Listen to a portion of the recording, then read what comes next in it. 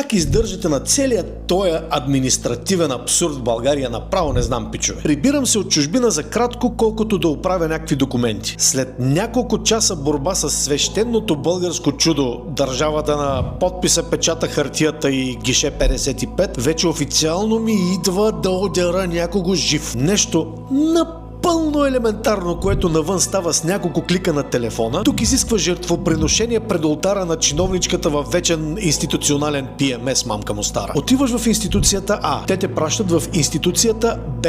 Б те връща в А, защото липсва документ, който Б трябва да ти издаде, но не може. Понеже служителката от стая номер 4 на третия етаж в ляво е трябвало да въведе нещо в системата, но не е могла. А системата естествено е нова и означава, че понякога работи, което означава, че понякога и не работи. За няколко дни си принуден да се превърнеш в безплатен куриер между държавни служби, между които не просто няма адекватна комуникация. Компютрите по гишетата са антики, а служителите ползват интернет основно за Фейсбук, за прогнозата за времето или да гледат някакви рецепти от времето на Балкан Турист. А върхът на българският политически гений се нарича Министерство на електронното управление. Електронно управление по български означава следното: сваляш файл от сайта, ако сайта работи и ако изобщо го откриеш, принтираш го, подписваш го с химикал, носиш го лично на гише за печат. Ако живееш като мен в малък град, обикновено гишето се намира в съседният областен град. Там те чака лелка, за която самото ти съществуване е грубо административно нарушение. После, ако естествено тя благоволи, го подпечатва и го сканира, за да го качи на същия сайт, от който ти си го свалил. Превръщаш един дигитален файл в хартия, за да могат пак да го превърнат в дигитален файл. Гениално! И понеже, както по-рано споменах, институциите в България не комуникират помежду си, ти си длъжен да търчиш вместо тях. С папка, с копие, с оригинал, с копие на оригинала и копие на копието на оригинала.